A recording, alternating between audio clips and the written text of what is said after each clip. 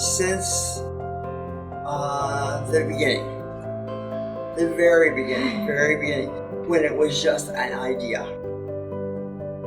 Just an idea. I'm going to tell some very, very early stories. Yeah!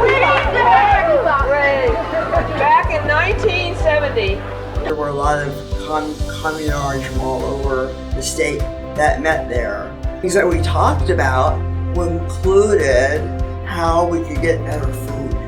There were people that wanted to start buying food and distributing it in some way or another. And then they made it available and people could just come and get it. So ultimately, people started ordering. I became a member of the co-op in 1976, and I was part of a pre-order group called Shakespeare.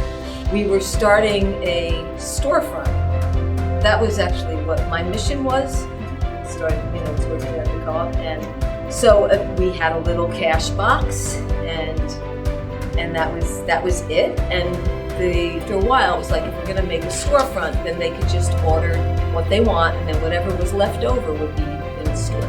She asked me if I would work, I think it was just Saturdays for like 4 hours or something. And here's the cash box, and here's all the leftovers from people's bulk orders.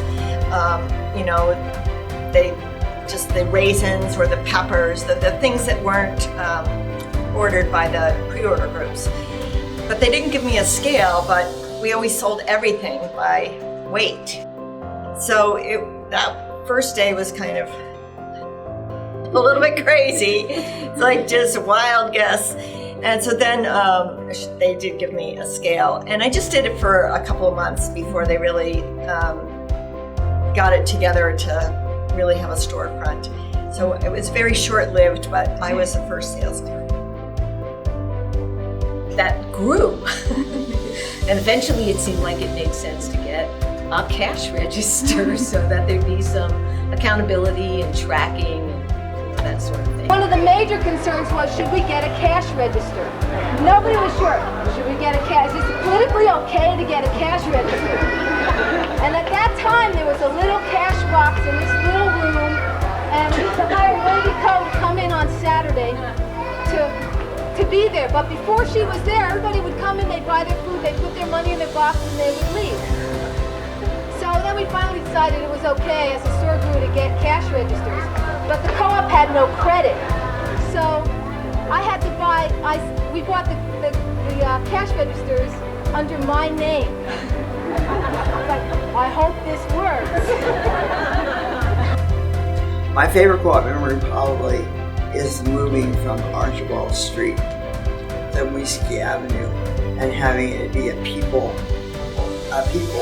train that did that. We were part of the human chain that moved all the small things, like a clock, a chair, things like that were just passed along this human chain on this day in February. It was whoever's idea it was brilliant. It was so much fun. It was very part of that community feeling that everybody had about the co-op.